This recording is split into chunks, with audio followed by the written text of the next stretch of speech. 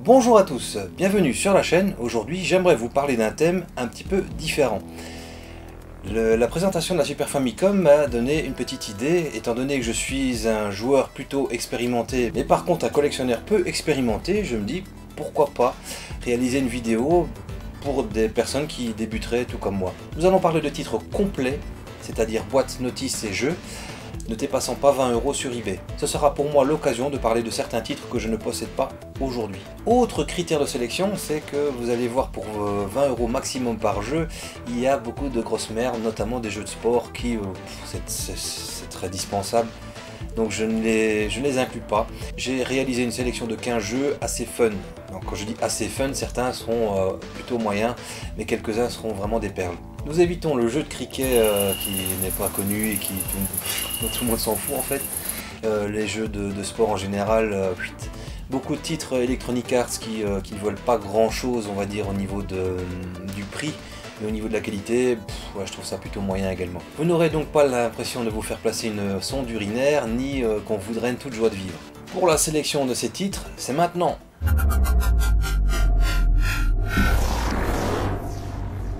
Je disais pas de titre Electronic Arts sauf celui-ci, nous allons commencer par Aquatic Game. C'est un titre basé sur des épreuves sportives, avec comme personnage principal James Pond. Un des rares jeux assez amusants permettant de jouer à plusieurs en différé. Vous devrez courir, réussir des sauts, protéger des Bernard l'Ermite d'un infâme ballon de plage. C'est décalé, sympa, bien animé et assez unique en son genre. Je l'ai possédé à l'époque et me suis amusé de nombreuses heures. Cool Spot. Voici un jeu de plateforme complètement barré et original. Vous incarnerez un bouchon de bouteille de 7-Up, ce célèbre concurrent du Sprite. Comme quoi on peut créer un héros avec n'importe quel objet. Oui, encore un prétexte pour parler et faire de la pub d'un produit. Il n'en reste pas moins fun et très bien réalisé. Ce n'est pas une exclusivité sur Mega Drive, mais existe également sur Super Nintendo. Ecco le dauphin. Ecco était une grosse production à l'époque. Nous ne pouvions qu'être en admiration face aux screenshots distillés par les différents magazines de jeux vidéo d'époque. Joueur du Grenier lui a consacré une vidéo, mais ne vous y fiez pas, même si le scénario est tiré par les cheveux, c'est une réalisation aux petits oignons. Vous incarnerez Ecco, un dauphin qui doit sauver le monde dans une quête des plus complexes. Tous les niveaux sont accessibles via mot de passe. C'est ce que j'ai fait, étant petit, toutes les énigmes étant écrites en anglais. Eternal Champion. Street Fighter 2 étant sorti sur Super Nintendo et non sur Mega Drive, Sega se devait de riposter. Le titre est bien réalisé, mais on ne va pas se le cacher, il ne vaut pas Street Fighter 2. Il est moins technique et moins précis. Les sauts sont un peu trop lunaires. Il n'en est pas moins une exclusivité sur Mega Drive. Une suite moins connue est sortie sur Mega CD. La console ne regorge pas de jeux de versus fighting, mais cela reste un indispensable sur cette machine. Global Gladiator. Très bon rapport qualité-prix, qui est ce jeu de plateforme. Peu de rapport avec McDonald's au final. C'est juste un gros coup de pub, comme s'ils en avaient besoin. À côté de cela, le titre est très fun et jouable. Souvent considéré comme étant un bon jeu sur la console. David Perry est derrière la réalisation de ce titre. C'est ce monsieur qui s'est également occupé de Aladdin et Earthworm Jim. Excusez du peu. Kid Caméléon, un des meilleurs titres proposés dans cette sélection. Il aurait sans doute pu devenir la mascotte de la Mega Drive. Il lui aura manqué un tout petit quelque chose pour que cela se fasse. C'est un jeu de plateforme dont vous aurez tort de vous priver. Vous y trouverez certaines similitudes avec Super Mario Bros. Le fait de vous servir de votre tête pour casser des briques notamment. Seule la musique pourrait être oubliable car elle manque un peu de charisme. Il sera également disponible sur la compilation Mega Drive sur PS4, Switch et Xbox One. Klax. Jeu de réflexion que j'ai connu et apprécié à l'époque. Le principe est simple, des tuiles colorées descendent. À vous de les disposer de manière à les aligner et faire des lignes, en diagonale ou droite. Vous pourrez également réaliser des combos. Plus vous progresserez, et plus s'ajouteront des couleurs différentes. Vous ne serez pas accompagné de musique, mais simplement par le son des tuiles qui descendent. Le Roi Lion, réédité récemment aux côtés de Aladdin. Ce jeu de plateforme fait partie de la génération dorée des adaptations de Disney sur Mega Drive. Vous incarnerez Simba et suivrez assez fidèlement le film dans ce jeu très bien réalisé. Coloré, bien animé et techniquement abouti. Ce serait un tort de passer à côté. Vous débuterez l'aventure en tant que lionceau, adolescent et puis enfin adulte.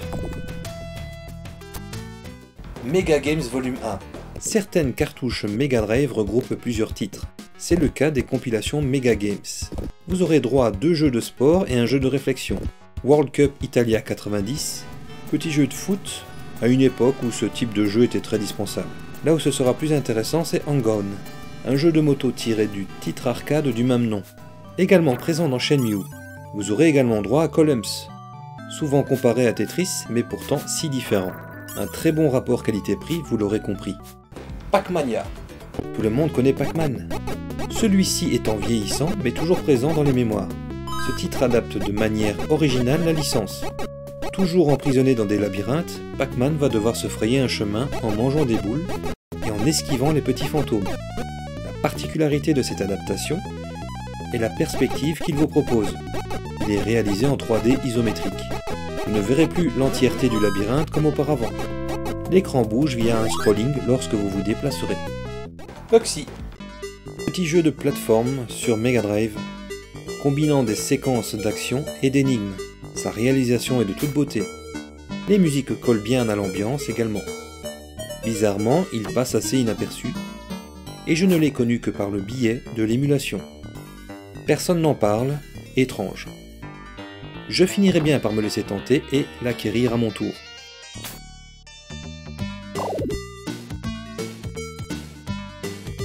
Je regroupe 2 titres avec Sonic 1 et 2.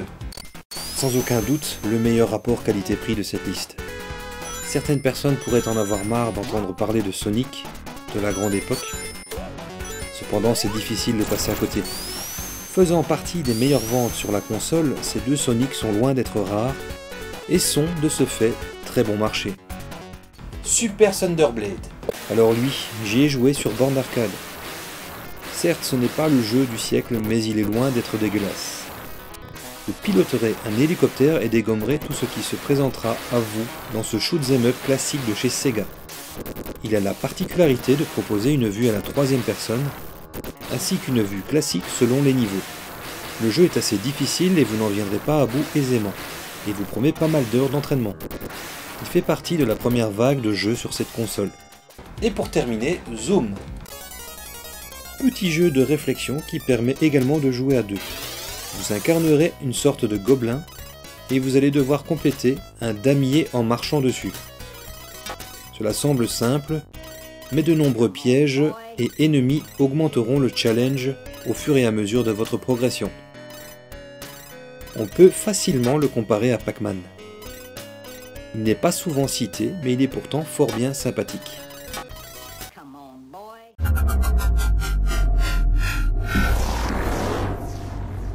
Évidemment, certains paramètres seront à prendre en compte selon vos budgets. Le fait que le jeu soit complet sera évidemment plus cher. L'avantage de la Mega Drive, c'est que les boîtes sont en dur, contrairement à la Super Nintendo ou Nintendo en général qui prônait le carton. Et forcément, c'est difficile aujourd'hui de trouver des jeux en très bon état, voire en bon état, encore avec le carton intact.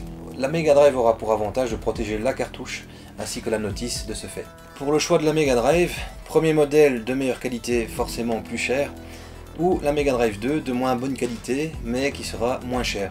Pour quelle raison elle est moins chère? Elle est moins recherchée tout simplement, la qualité des composants étant réduite par rapport au modèle 1. La sortie son sera également de moins bonne qualité. Et étant donné que je la connais très bien puisque c'est celle de mon enfance, je peux vous dire que même au niveau des prises, au niveau des soudures, c'est moins solide également. J'ai eu beaucoup de difficultés à la faire refonctionner.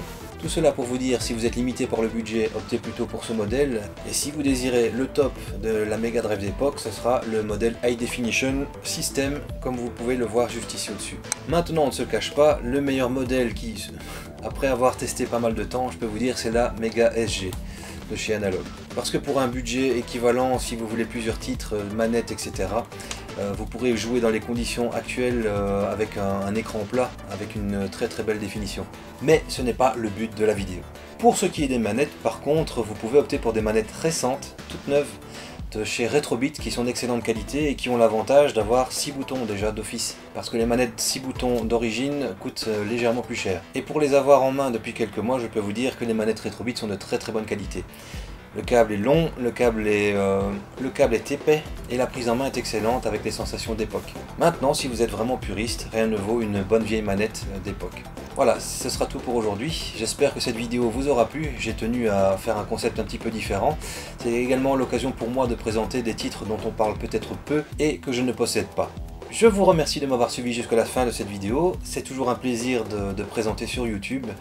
Je remercie les plus fidèles d'entre vous et puis les nouveaux abonnés. N'hésitez pas, si vous découvrez la chaîne grâce à cette vidéo, abonnez-vous, likez, laissez des petits commentaires, ça fait toujours plaisir. Et je vous dis à très bientôt.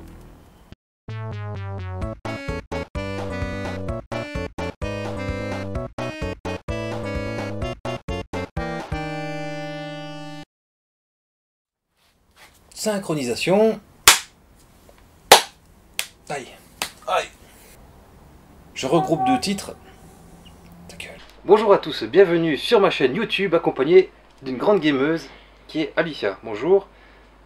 As-tu quelque chose à nous dire? Que tu as enrhumé? Ah, tu veux jouer à la Super Nintendo? Tiens. Voilà, Super Nintendo. C'est maîtrisé.